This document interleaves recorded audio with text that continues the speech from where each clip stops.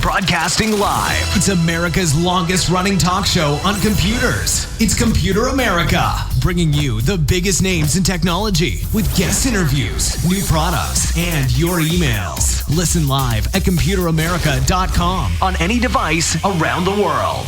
Email the show at live@computeramerica.com or find us on social media.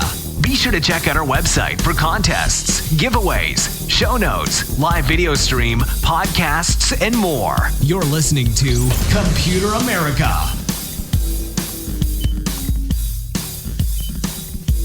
Well, hello everyone, and welcome into the Computer America Show. Hey Fort, hey everyone out there, and welcome into the program. Today on the show, we have computer and technology news. We are going to be covering everything that was talked about during the Apple event that just happened today. And hey, we're looking forward to getting down to what it was. Hey, there were some product refreshes, some upgrades that are sorely needed, but overall, yeah, it was as expected. Yet another Apple business, which we've said many times on the show before, that Apple in the days of just one more thing, the surprise, the twist at the end just doesn't really happen. Now they're run more like a business, and that's okay. They seem to be doing just fine doing it that way. But don't worry, if you didn't catch it earlier today, it happened at 1 p.m. Then you can of course find it here. So everyone, now computeramerica.com. That's where you'll find everything from so that'd be everything from show notes, past shows, future shows, articles, reviews, contests, giveaways, all that kind of thing. computeramerica.com. Go ahead, check it out, and that's where you'll find everything in one place. While you're there, also be sure to check out the podcast directory. If you're catching us live on IRN, then we definitely appreciate that. The next best place is wherever podcasts are heard. And of course, we have the video component, twitch.tv/Computer America, if you want to check that out. Links to social media, so on and so forth. Everyone, hey, welcome into the program. Why don't we go ahead and get things started with computer and technology news, brought to you by Computer America. Here we go. And it's not an iVent.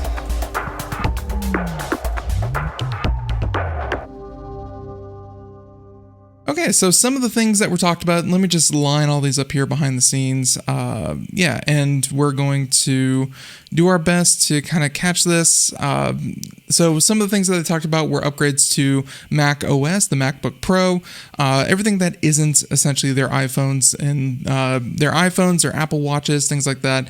I believe their iPad as well. That event happened about a month or two ago, so now we're looking at everything else in the lineup.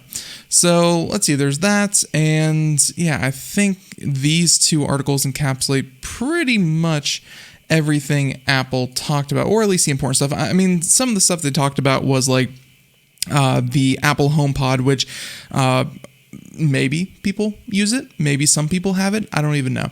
But the Apple HomePod comes out in like two different colors. They had the new AirPods, which the ones that go in your ear. They rejiggered those to be a little bit cheaper, $179. They have like stereoscopic sound or whatever it is called, where they can essentially put the sound as it would be in, let's say, a surround sound theater or whatnot. A little bit of tweaks, a little bit of upgrades, but nothing really too revolutionary when it comes to those product lines. So we're left with just these two, and we'll start with Mac Os Monterey. Now, the update will be coming in just 1 week, and this is by Engadget, saying that the next version of macOS will be available to download beginning October 25th. And Apple shared the release alongside the new M1 Pro and M1 Max chips and a redesigned MacBook Pro, which we will cover next. The macOS Monterey update comes with notable improvements to FaceTime, which, let's face it, video calls are even more important nowadays with obviously the home office. And they want in on that. I mean, even Microsoft refreshed Skype. Just goes to show that these companies are now looking at their old video stuff and saying, oh, we need to do better. We need to match the likes of Cisco, WebEx, Zoom, and Microsoft Teams. Yeah, they're all trying to get in on the play. Now, they said that, and the ability to use SharePlay to listen to music and watch videos with your friends. One of the biggest changes is the addition of universal control, which allows users to seamlessly move back and forth between an iPad and a Mac. The feature, which builds on the earlier continuity update, allows users to drag and drop files between multiple devices and type on an iPad from a MacBook keyboard. So that's actually one thing that I will definitely give Apple credit for.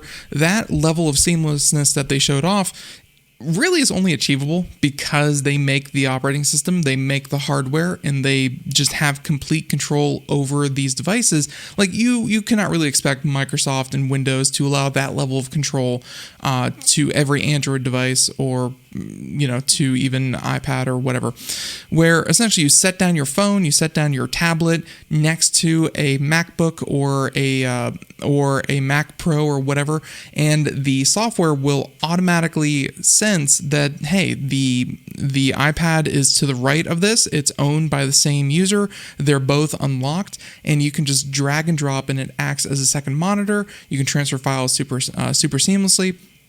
It's almost like an extension of the desktop. It's really impressive how they do it, and I'm hoping that more companies kind of take note, because honestly, that's what I'm looking for. Right now you have the ability to connect your phone to Windows 10 and 11, but it's nowhere near the capabilities that I feel, probably should be there by now. So looking forward to that, and that's really cool. But they also mentioned the release also comes with a major update to Safari that's at times been controversial due to significant changes to the tab bar and other key features. And other improvements to look forward to include live text, a Google Lens-like feature that allows you to select text within photos, and the addition of quick notes. macOS is also getting some updates that first appeared in iOS 15, such as focus mode and support for shared with you. Apple is bringing two other important iOS features to Mac with the Shortcuts app and support for AirPlay. The Macs running macOS Monterey will be able to use their devices as an AirPlay speaker. So sounds like they're just, again, working on the interconnectivity, and it's all well and good. Some of these things should have been there for quite a while, but hey, I can safely say that Apple probably has the best connectivity among devices. Android is very good when it comes to smart TVs and phones and tablets, but when it comes to computers and peripherals, or computers and those secondary mobile devices, Apple still probably has one of the best. Okay, so there's that one, and then the other story we have here, if you're watching the video portion, just threw that one up on the screen. Nathan Ingram over at Engadget mentioning that the MacBook Pros have MagSafe SD card slots, which is always good. Very annoying when they don't have SD card slots, because let's face it, adding extra storage to a MacBook has never really been Apple's forte. That's how storage is usually how they segment the market and increase their bottom line. So adding SD card slots is pretty standard, but also very good. And camera notches, so just like the phone, you have the small notch there in the middle. Check this out. They even mentioned the MacBook Pro has an improved camera, and I actually heard this part of the presentation where they said it now has over 4 times the resolution, sporting a 1080p camera. And I'm sitting here thinking, what year is it, and why are they so excited about a 1080p resolution camera. But hey, they were. So let's get to the bottom of this. The MacBook Pro left a little in the dust because Apple has really been focusing on the MacBook Air and, of course, their tablets and phones. But they finally got a refresh, and they, of course, it does not have a butterfly keyboard, so there you go. The laptops comes in 14 and 16-inch models with increased resolutions for the larger one. They mentioned that the 14-inch model has a 3024 by 1964, while the 16-inch model has a 3456 by 2234. I hate custom resolutions. But Apple loves them. And I get that. They want to squeeze every little bit of detail. Whoa, sorry about that. They want to squeeze every little bit of detail out of the picture on their monitor. So I get it, but custom resolutions play hell on video games and other presentations. So not the biggest fan, but yeah, weird resolutions. They mentioned that it has 120 hertz refresh rate, so things are going to be pretty darn smooth. I think 144 is what a lot of high-end monitors kind of aim for, with some even going up to 240 frames per second. 120, though, that's respectable. And of course, you have to think about battery life when it comes to laptops. Naturally, Apple's latest laptops are using the company's own custom silicon, and I think that's the important part here. The biggest refresh is the addition of the M1 Pro processor. As the rumors predicted, it's a 5 nanometer, which many companies are still working on the 7 nanometer, and Intel is still famously working with a 14 nanometer processor, 10-core chip with 8 high-performance cores and 2 efficiency cores. So your efficiency cores would run like your web browser or, your kind of taskbar and things like that, things that are pretty low resources, so they don't have to tie up the higher performance cores, which is good. It means it's going to be, they mentioned it's 70% faster than the M1 and has 16 graphics cores. And has 16 graphics cores. Apple also announced M1 Max, which has twice the memory bandwidth as the M1 Pro, and it also has 32 graphics cores. Seems like it's going to be a pretty beefy machine, but as always, remember, wait until third-party benchmarks come out, because they can claim all the performance in the world. They're going to set up their tests to perfectly and ideally run on the core, and as we know, lab settings are not real-world settings. It still looks good, though, and these are good improvements for creating their own chips, but it might not be that big of an improvement, but we'll see. So they said that when it comes to ports, those of us out there who miss the plentiful options on older MacBooks should be pretty happy, where they have 3 USB-C Thunderbolt ports, which is good for data transfer and external hard drives, and obviously for business folk, but it also brings back an HDMI port, which is great, and an SD card slot. There you go. There aren't any USB-A ports out there, and A is your traditional put it in once, doesn't fit, flip it around, try to put it in, doesn't fit, flip back the way you had it, does fit. Yeah, those are USB type A ports. There aren't any here, but the SD card slot and HDMI port should definitely reduce the number of dongles and, of course, adapters that you have to use. Check it out. So they mentioned some things like the 1080p resolution on the camera is now up and running. They also mentioned that the keyboard, meanwhile, keeps the redesigned scissor switch mechanism, but the touch bar is gone, replaced by a standard function key row. Yeah, the touch bar seemed like it was one of those things that clearly another row of buttons. I mean, the F keys, super important. And there were ways to access them. You have to kind of use Apple Shift and then whatever number instead of the function keys. Function keys obviously serve a function, but the touch bar was an evolution on that system. It's just one that didn't catch on. People didn't really embrace it. And of course, I would have to imagine that would be because they locked it down. I'm sure if third-party apps could actually develop and change that touch bar and people found more use for it than just, occasionally changing the speaker volume or whatever, that might have stuck around, but it didn't. So we're back to F keys. Battery life for these laptops should be pretty excellent, as they said. 17 hours for the 14-inch and 21 hours for the 16-inch. Again, we'll wait and see. And they have a fast charge, so you can get 50% of your battery life in about 30 minutes. Not bad, not bad.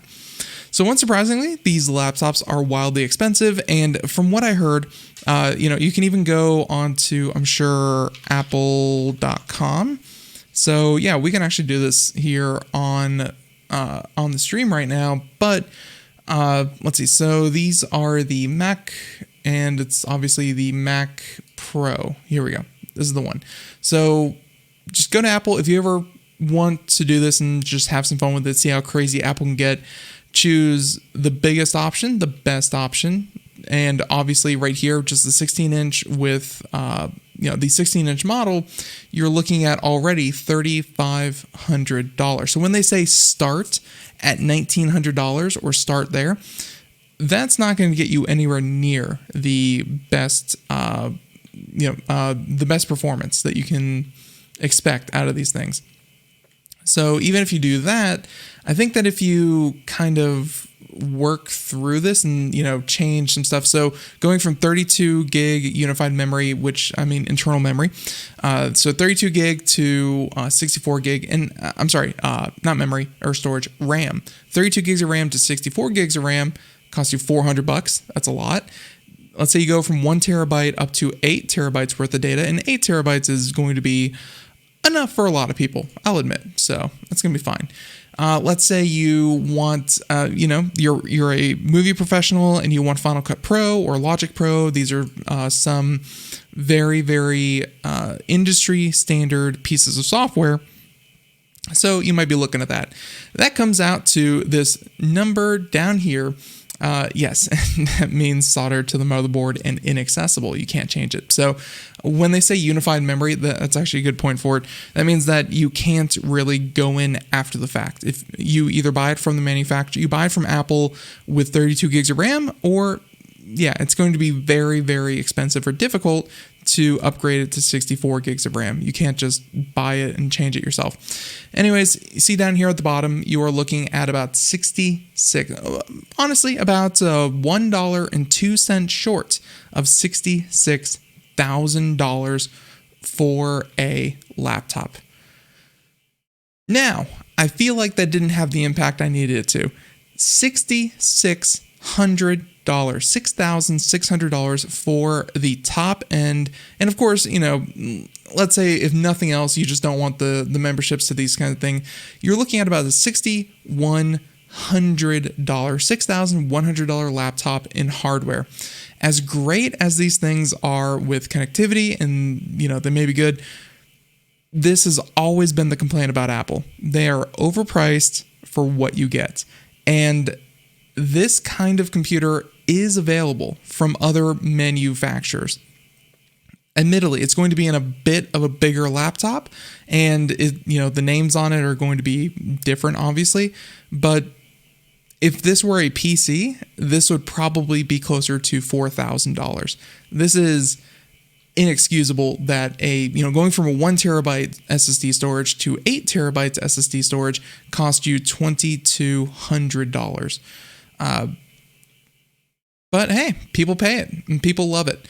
So we'll certainly have to wait and see if people actually go for it. But a lot of these upgrades that they have done are long awaited, and overall, it's just really what you need. So they mentioned that the base starts at $2,500, has almost the same specs, and so on and so forth. Yeah, that's it. So, and of course, even a gaming laptop is half that. Correct. Really, what you're paying here for is the right to use the M1 silicon, where that chip, if it works as good as advertised, this might be really useful, because there are creative professionals who are really into the Apple ecosystem, which is all well and good. It's expensive. And if it works and it works better, some professionals are going to say, you know what, it's a business expense. We really don't care. pay the man $6,100. But that's going to be a huge barrier to entry for anyone who actually wants one of these. But it's great to see that they're actually revamping MacBook Pros, because that is a product line that has stagnated over the years. Okay. How about this? Let's talk about, we have a number of different articles here that we could go. How about, okay, let's do some job hires. Who's looking for workers? Well, check this out. Facebook is looking for workers. And if you don't mind working for what is essentially, a demon company, then hey, you're in luck. So this is where Facebook is looking for 10,000 people in the European Union specifically. So, sorry, UK, to work on the Metaverse. And the Metaverse is not really something we have given too much attention to here on the program. But yeah, the Metaverse is this idea that Facebook has the Oculus ecosystem. You have to have a Facebook account connected to be able to log in, and it's not just video games and VR, it's virtual meeting spaces, it's work productivity, it's so much more that Facebook is trying to push onto people, in this idea that they see VR as the next evolution of, technology. And they're certainly putting people to the task. So they mentioned that a metaverse is an online world where people can game, work, and communicate in a virtual environment, often using a VR headset. Facebook CEO Mark Zuckerberg has been a leading voice on the concept. The announcement comes as Facebook deals with the fallout of damaging scandal and faces increased calls for regulation to curb its influence. And yeah, if you missed that whole segment, that was a good month to take off of the internet. But yeah, Facebook has been facing scrutiny over controlling the narrative for a lot of its users, and then of course allowing some things and allowing others. So I guess their solution to that, they see all the controversy and they say, this reality is a bit too complicated. We're going to create our own, and we're going to call it the Metaverse. And they mentioned that the Metaverse has the potential to unlock access to new creative, social, and economic opportunities, and Europeans will be shaping it right from the start, Facebook said. The new jobs will be created over the next 5 years and include highly specialized engineers, read people who can make virtual reality content, including virtual meeting spaces, virtual entertainment, virtual video games, virtual movies. Yeah, all that will be in high demand by Facebook in particular. Despite its history of buying up rivals, Facebook claims the Metaverse won't be built overnight by a single company and has promised to collaborate. It recently invested about $50 million in funding nonprofit groups to help build the Metaverse responsibly. And that's something that, good. They need other people working on this to get it right. But yeah, Facebook is going to cram that thing so full of ads and product placement, it's not going to be funny. They already went back on a couple of their promises, including not needing a Facebook account to use your virtual reality system. But here we are. And really, if you think about it, they're a data collection company. Think about how much data they can collect if you spend your entire social life, personal life, and work life in their metaverse. Think about how much data they're going to be able to pull from you as an individual consumer, big part there, an individual consumer, and be able to market things effectively to you. Now, that has the added benefit of, if something can be done better, Facebook's going to be able to provide that for you. But what's privacy? Who needs it anyways? It's an outdated concept, isn't it? So some critics say the latest announcement is designed to reestablish the company's reputation and divert attention after a series of damaging scandals. And yeah, so internal research by Facebook found that Instagram was really bad for mental health of teen girls. And yep, that's certainly the case. You can check out some of our past episodes if you like to check that out. We talked about that in depth. So there you go. That's Facebook's looking for work. And hey, if you too are looking for work, then maybe you can be one of the 150,000 people that Amazon is going to hire. And this is less technology, just more kind of workforce, but Amazon's numbers always just stagger me.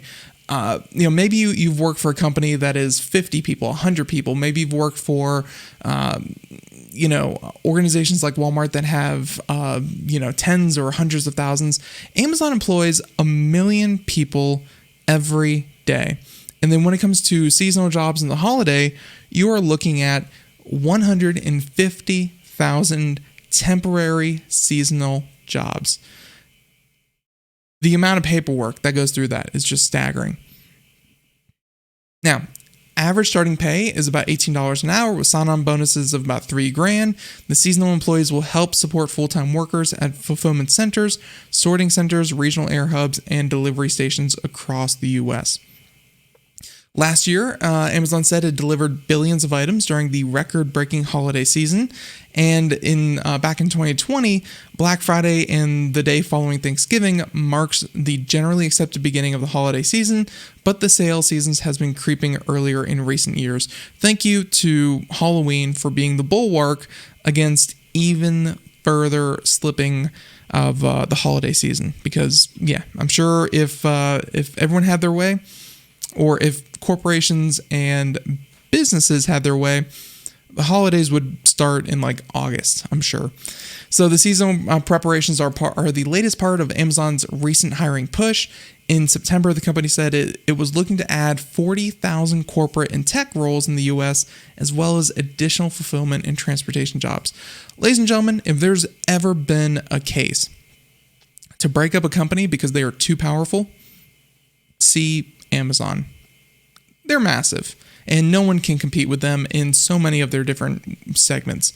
It's frankly scary how influential Amazon has become. But okay, I digress even more. So let's see, there's that one. Let's go ahead and talk about Squid Game. For everyone out there who has not seen it, I won't spoil anything, but if you're interested in the numbers behind this, that's something that Netflix doesn't normally share. And this also happened last week where an employee, they said, leaked information about Netflix because of an upcoming Dave Chappelle skit. And there's some, there are going to be some personal, let's see. There we go. Scenes, how do they work? There's going to be some personal opinions thrown around here, but let's just say the facts of it are an employee was disgruntled over some of the things that Dave Chappelle said during his latest stand-up special, and so he leaked company documents, including the amount that he was paid. Even though it was announced before Dave Chappelle even made his stand-up specials for Netflix, he was going to be compensated $60 million. That was well known, but he leaked information, including payment information, to different projects because of the transphobic comments mentioned by Dave Chappelle. So, a couple things here. The first one is kind of the obvious, where just because an employee doesn't agree with the content, what someone said, whatever, this person went into the public space with this information and said, I'm a whistleblower, here's all this information, and here's why I'm doing it. You are not a whistleblower because you disagree with what someone said, and you are not a whistleblower because you released private company information. This is one of those things that, this is just private corporate data. This does not highlight any kind of bad business practice. This does not save anyone. This does not, exactly. Amazon is hiring. But yeah, this does not save anyone. This does not improve anyone's life or change anything really in particular. It just kind of leaks company data. So this person is not a whistleblower. They're someone who just erroneously used, or not, saying it was an error is kind of not true, purposely leaked data. And so Netflix is completely in the right for firing this employee for, disclosing this data that they were not allowed to disclose. So let's just get that out of the way. This person's not a whistleblower. This is someone who was disgruntled over the Dave Chappelle skit, and then of course leaked a bunch of even unrelated company data. But that did lead us to a couple of things. And one of them is how the inner workings of Netflix, work. And it looks like they had one here about how something gets kind of rated, because Netflix doesn't share how many times something was watched or something was shared, or how many minutes someone watched. That's not something that Netflix generally does. Sometimes they'll come out and say, oh, this was the most watched series on Netflix, this was our highest rating, whatever. Whenever something is really a good headline, they'll publicize it. But this is a bit different. And they mentioned Squid Game in particular in these documents may show how Netflix rates the success of content.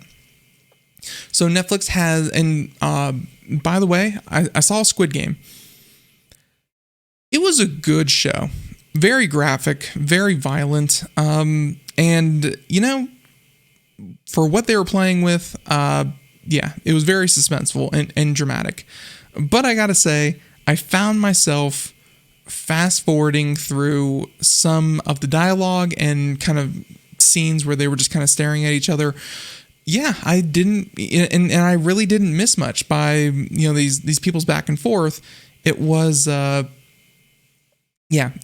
was not, I don't know. The pacing was off for me. Maybe I'm an American audience. This was a Korean, Korean show, but yeah, the pacing was a little bit off, and it was kind of overly dramatic in some places. But hey, overall it was actually very enjoyable. So check it out if you're over a certain level to understand, kind of what Squid Game is. It's definitely mature rated. And no, it is not a cooking show, unfortunately. But hey, they have the Great British Baking Show, so you can always check that out.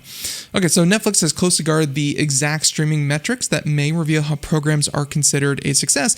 Because, Netflix commissions these movies, they commission these TV shows, they buy them, and they release them on their platform. How do you tell if something is successful? Because numbers don't matter. The amount of people who watch it don't really matter. When it comes to movies, it's how many people bought tickets to go to the movie theater and watch your movie. Compare that to advertising, compare that to the cost it is to produce something. But when you don't exactly earn any money, regardless of how well or how bad it does, well, how do you measure how good or how bad it does? And this seems to be it. So they mentioned that they have something called impact value and efficiency. An example is that Squid Game, which generated, as they said, $891 million in impact value on a budget of just $21 million for an efficiency rating of 41.7. Not bad, according to Bloomberg. The document first came to light with Dave Chappelle's controversial special. And of course, that goes into everything I said about the fired employee, so on and so forth. So those metrics revealed that Dave Chappelle's previous special, Sticks and Stones, generated slightly less impact value than it cost, according to Bloomberg. So impact value seems to be the amount of people that watched it, spent a couple of minutes watching this. And of course, the value, compare that to the amount of money that they used to produce it, which each special costs about $21 million. $20 million goes to Dave Chappelle, $1 million for production value. And so it seems like their metric for impact versus the efficiency, that one rated at just below 1. Other figures show that around 132 million people watched at least 2 minutes of Squid Game in the first 23 days, beating a record set by Bridgerton. Netflix occasionally releases similar information for certain shows, but it doesn't disclose how many people stuck with or finished shows, which can often inflate figures compared to typical TV ratings.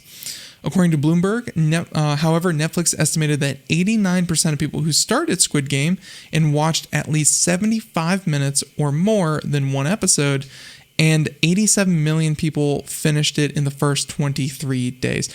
I gotta say, I'm one of the 66% of people that did finish it in the first 23 days. An attorney representing Netflix told Bloomberg that it would not be appropriate to disclose confidential data contained in the documents it reviewed, saying Netflix does not discuss these metrics outside the company and takes significant steps to protect them from disclosure. And that's probably more from an investor kind of standpoint. They don't want to explain to investors, oh, you spend this much money on this product and, so on and so forth. They want to keep those metrics in themselves hidden, and they don't want to give their competitors any ideas on what's working for them and what isn't. They want to keep their sauce a secret. So here you go. Okay, so speaking of secret sauce, this goes to the UK, where what exactly is in school lunches? No, we're not going to be talking about school lunches, but we are going to be talking about a not so perfect technology, but in a school setting might be a rather useful technology. And this is where UK schools will use facial recognition to speed up lunch payments. Pretty strange. So facial recognition may soon play a role in your child's lunch. The Financial Times reports that 9 schools in the UK will start taking payments for the cafeteria lunches by scanning student faces. The technology should help minimize touch during the pandemic, but is mainly meant to speed up transaction time. That could be important when you may have roughly 25 minutes to serve an entire school of hungry kids. And yeah, definitely remember lunch where you had kids lining up along the wall. And this is, 2 decades back, but still, the kids that were in the back of the line had maybe 10 minutes to eat their entire lunch, whereas people in the front of the line were able to get their food and, have more time to relax and socialize and whatnot. It's, it's just a kind of a truism that, hey, some kids are going to get a worse lunch experience than others based on their position in line. So they're hoping to speed this up. Both the schools and system installed and the system installer CRB Cunningham argued the systems would address privacy and security concerns. They noted that its hardware wasn't using live facial recognition, such as actively scanning crowds, and was checking against encrypted faceprint templates. Yeah, clearly you have a database full of kids' faces, and that is confidential information. I don't know if that's the best thing for schools, but obviously schools are going to have that anyway. Schools have been using IDs for a long time, and kids' faces have been on record for the past 15 years at least. They have been databases, kind of dedicated to that.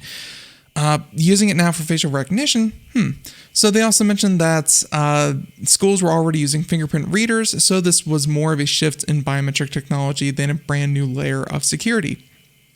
There were also concerns about fraud using conventional PINs. Facial recognition is theoretically safer because you can't have people just stealing someone else's lunch PIN code. So yeah, and that was certainly a thing that, back when we had school, they had the latest in technology, and you had a 4-digit PIN that if someone else got, then they could charge their lunch to your PIN. So they mentioned that won't satisfy critics. Big Brother Watch and England's biometric commissioner both maintained the facial recognition was arbitrary. There was a concern that schools' rollout might normalize face scanning, to your point, Fort, and might normalize face scanning and numbing students to privacy concerns. If you grow up with this technology, you might not object when it crops up at airports or music festivals. And of course, this is a group of the population that they're not voters. They're not really listened to as constituents for lawmakers. They really don't have a voice. So, yeah, whatever you kind of subject these kids to, yeah, they unless parents are the ones to kind of step in and say this is not right, the kids really don't have a choice in it. They have to go to school and they have to do whatever the school says. Now, you might not see the spread to the US and other countries given mounting opposition. However, it's safe to say that many will be watching the UK school rollout to gauge viability of facial recognition in real-world pitfalls. It's I think a lot of people will be watching this. Is it a good thing? Is it a bad thing? They'll be testing that out. But remember, this is in the UK, where, let's see, the amount of CCTV cameras in London. And if you want to talk about the most facial recognition, the most closed caption television, or closed circuit, whatever it is, television, the amount of surveillance, like it's not China, it's not somewhere in the US, like it's not Washington, D.C., it's not somewhere in North Korea that has the most cameras. The place with the most cameras in the world is London. London, England, the United Kingdom, has 691,000 cameras for about just under 10 million people, or about 73 cameras per 1,000 people. And all those are connected to a giant system that can track individuals from one camera to the next. And all of those are then connected to law enforcement, who can track people going from one place to another. The UK is very, very pro camera, facial recognition, and just surveillance. That's what they're like. Ever since the terrorist attacks, where there were a couple of bombings a couple of years ago, there were the terror attacks with the armed terrorists with guns. Ever since then, and of course they had the recent stabbings on the bridge and a couple other places. Ever since those terror attacks, it's had almost the same effect that we have had here with 9/11, that they have been beefing up their surveillance and security footage immensely. So again, 700,000 cameras in the city of London, England alone. That's a lot. And so to say that, how could they do this to their kids? They do it to their people. And their people have so far, been a little iffy on it, but by and large haven't really said too much. Now, is it actually effective? Not really. I recall the UK said that their facial recognition system failed about 99% of the time. You might have better odds if you just randomly pick people out of the street. Their facial recognition is awful. And let's be real here. This might just be a way for these companies. And I know it's through a private company, but if the government has a joint venture in this, which they do, this could also be used to train their systems to identify kids as well. Because getting information, training cameras on kids is not something that's very easy, because they have privacy, or at least they're supposed to be protected by privacy laws until they reach the age of 18, and then we just spy on them all we want. So, and of course, not uncommon to see police or even Doctor Who hacking into CCTV cameras for info. Yeah, it's the UK in particular is very, very aggressive when it comes to surveillance. So this should not be surprising, but a lot of other countries around the world are going to look at this and go, is this something that we can do? Here in the US, we already had this when they wanted to introduce facial recognition into airport security checkpoints. And they said, it's only going to be for people who already signed up for it, who have taken their scan, who can do this. Essentially, they made it painful not to use the facial recognition system, and extremely invasive when you do decide to take the easier, quote unquote, easier route for this. So yeah, kids, lunch, facial recognition. Didn't see that one coming. Let's get a little high-minded, and then we'll bring it back down before we finish up here. So check this one out. This company, and admittedly, it's very, very experimental. This is not on the market yet. It's not exactly ready to go, but they're working on it. Check this out. It's pretty cool. A company wants to replace diesel generators with small nuclear reactors, because you know what's better than a nuclear reactor? How about a nuclear reactor that everyone owns, everyone maintains, and everyone has one in their near vicinity? That sounds even better. So California company Radiant, if you haven't heard of them, neither have I, and their website is unfortunately pretty sparse. This was just put out today, and you can see their website here. You can see the website here, and it's pretty threadbare. Even just contacting or more information, very, very thin. But this is what they're proposing. Yeah, exactly. Like I would trust my neighbors that much. My neighbors can't even, my old neighbors could not even maintain a fence. So let's see how they'll do with a nuclear reactor. Now, they said that California company Radiant has secured funding to develop a compact, portable, low-cost 1 megawatt nuclear micro reactor that fits in a shipping container, powers about 1,000 homes. Okay, so this won't be for every home, but clearly this is meant for disaster relief or something of the nature, and uses a helium coolant instead of water.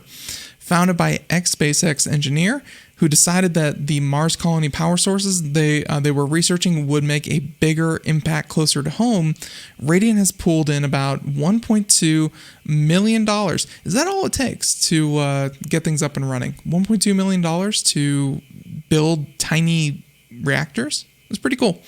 From angel investors to continue work on its reactors, which are specifically designed to be highly portable, quick to deploy, and effective wherever they are deployed.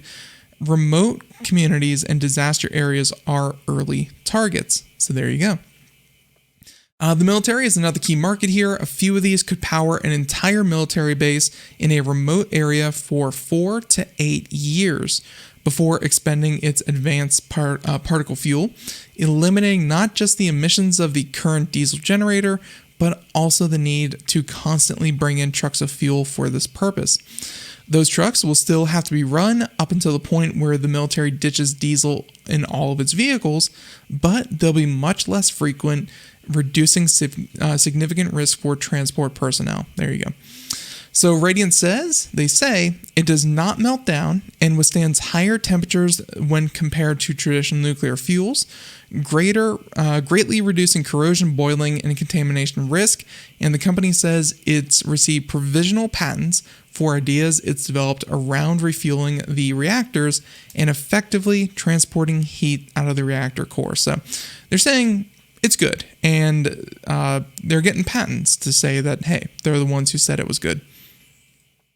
Radiant joins a number of companies now working on compact nuclear reactors, and we've seen other ones like floating barges proposed for mass manufacture by Seaborg, and it'll be a while before any of them are up and running, but hey, it could be a solution to old diesel generators.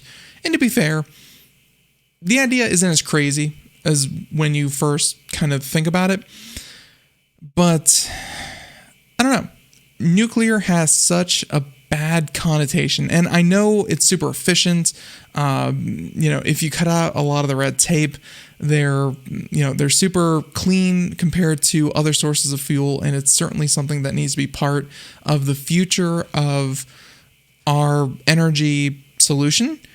But yeah, it's not there, and maybe these little reactors are the answer instead of these giant facilities.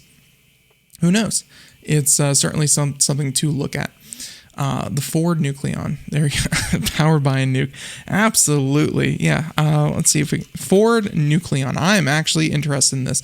One second, we're gonna take a little divergent. Yeah, this thing looks nicely futuristic. Ladies and gentlemen, we'll include this link in the show notes as well. The Ford Nucleon is a concept car developed by Ford in 1957, designed as a future nuclear-powered car, one of a handful of such designs in the 50s and 60s. The car was to use a steam engine powered by uranium fission. similar to those found in nuclear submarines.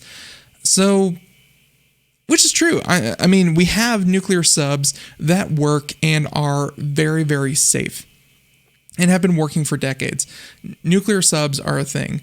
Now, how often do you get into a front-end collision or a T-bone situation with nuclear submarines? The answer is probably not often. So this was all around probably a pretty bad idea. But yeah, and I can see that this is the inspiration for the Fallout video game franchise with nuclear-powered cars. Pretty cool, though. I did not know about that. They certainly have that style. So, okay. Nice little detour. Now, yeah. So, nice little detour, but let's go ahead and continue on. We have like less than 10 minutes here, and we can get a couple of these out of the way. And, okay, so this is just a little update. This happened a couple of days ago, and I wasn't able to talk about it on the show, but you may have noticed that there's a joke on the internet that if you are truly desperate for answers, if you're looking for a solution to something, or you're looking for a product, or you're looking for something very in particular, and you are extremely desperate, you go to the wild, wild west of the internet by going to page 2 of Google search results. Well, Google will be running a little experiment and soon be implementing this everywhere, where they will go from pages to, and remember pages is, 10, the first 10 links, and then of course the next page is the next 10 links. And there's such a big economy around getting your product, your website, your service to the top of the search result. If you search, cars, trust me, Ford, GM, Chrysler, all these companies paid millions of dollars to make sure that their website was one of the first links found when you type in the word cars or buy new car or something like that. Getting at the top of the search results was super important. But now Google will be introducing endless, or I should say continuous scrolling. So like many other applications you have out there, you can think like Facebook or Reddit or many other social media sites. The trick is to get you to keep scrolling, because there is no bottom. It will forever scroll. Google will do the exact same thing. And as you scroll down in the search results, it will just load more and more search results. That's good for the people who could never seem to crack the top 10 for their respected category, because again, there can only be 10 links. But that just means that, all around, this is actually like a win, because no one really went to the second, third, fourth, fifth set of links unless you were looking for a particular thing. So continuous scrolling makes a lot of sense, and Google will be bringing it to their app in not too long. So the company hopes that the continuous scrolling will get people to look at more search results, and that a longer supply of results is better for more open-ended search questions. The blog post notes that most people who want additional information tend to browse up to 4 pages of search results, saying that if you search on your phone, you'll find that continuous scrolling lasts for exactly 4 pages before showing the familiar show more link. When Google automatically loads the next page, it will stick an ad between the next page of results. So there you go. It's it's certainly a way to deliver more ads, and that's always been the thing with continuous scrolling. But yeah, it's just a little update. Again, this happened a couple of days ago, so nothing really too revolutionary there. Okay, so there's that article. I think our next one is going to be Bill Gates will forever be at the pinnacle of technology. Microsoft and his role in founding Microsoft changed the world. There's no doubt about that whatsoever. Now, some of the recent accusations might tarnish that a little bit. I doubt that, for all the good that he has done, through the Bill and Melinda Gates Foundation, through through all of his philanthropic endeavors, all well and good. But then you come up with this story here, which kind of highlights that Microsoft and leadership knew that Bill Gates was being a little bit of a horn dog. So over 10 years before his departure from Microsoft's board amid an investigation over an affair with an employee, former CEO Bill Gates was warned by 2 company executives about inappropriate emails between him and another woman. And while he was still an employee at Microsoft and serving as chairman of the board, Gates and a female employee exchanged flirtatious emails and propositioned the employee, the journal reported. And of course, he was married at the time to Melinda Gates. When confronted by 2 company executives, Gates reportedly didn't deny the exchange and said that he would stop the interaction.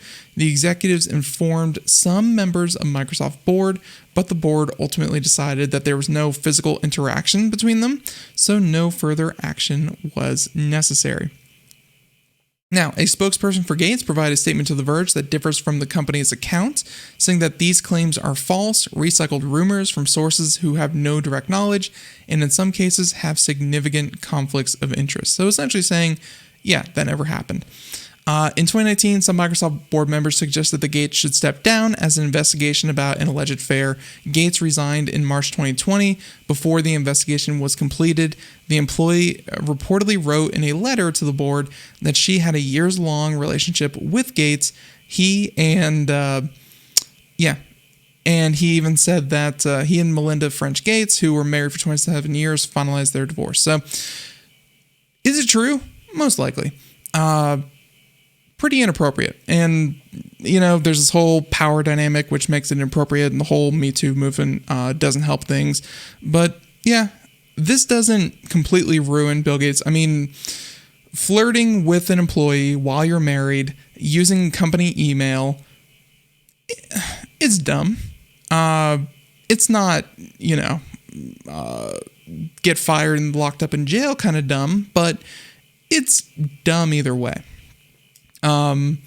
It does not really tarnish his reputation. His legacy is still intact, all that good stuff. His marriage is ruined, and he had to step down from the board. Of course, he still has, $70-80 billion left to cry himself to sleep. Overall, I mean, yeah, not that big a deal, but he'll be ruined for other things, as Ford said. I mean, probably for the Surface tablet. I think that was his brainchild. The Surface tablet probably did more damage to him than these rumors of flirting with an employee. So there you have it. It's just a little aside there. Okay, we have time for just one more story, and we could go boring with it, but yeah. Let's see. We have Microsoft Office. So some people are really into this with Microsoft Office, where they don't like Office 365. They like a single purchase of Microsoft Office, and that's the end of it. That they own the software. They don't have to keep paying for a product that they use every single day. They just want to buy it one and done. Well, Microsoft rolled out the pricing, and they said that major changes are coming. And they said that Office 2021 are going to be the thing. They said that, let's see, and just real quick, any hope on the horizon for video card prices coming down soon? Just inside for that, no, they will probably not be coming down anytime soon. In the next 5 years, absolutely. In the next year or two, probably not. The chip shortage that is affecting every industry, including video game consoles, cars, computers, graphics cards, what have you, that is only getting kind of worse. There's a huge backlog to kind of roll through, and no, they're not going to go down. So get what you can. Hopefully scalpers kind of go away. And unfortunately, with the price of Bitcoin, and ladies and gentlemen, this is a whole aside. This is probably the end of it. Let's see, Bitcoin price Bitcoin just hit $61,000, so it flirts with that $63,000 price mark. And 63 is the all-time high of Bitcoin. When Bitcoin reaches that height, renewed interest in Bitcoin mining, in cryptocurrency mining, means that even more graphics cards, used, old, working, brand new out of the box, all of them are going to start disappearing from the market to mine Ethereum or one of these other cryptocurrencies, not exactly Bitcoin itself, but to go into cryptocurrency mining. It's an issue, and yeah, I don't see cheap graphics cards coming anytime soon. So there you go. I'm wishing I start mining back in the penny in 4 days. Don't we all? So everyone, just before we go, Office Home and Student 2021 will cost about $150, whereas Office Home and Business, which is the more professional one, costs $250 for Microsoft Office 2021. So if you want to buy it, there you go. And let's see, I believe the date we have for that is March 2022. There you go. So everyone, thank you so much for tuning in. Until next time, thank you so much. And everyone, have a great day. Thank you so much. Bye-bye, everyone.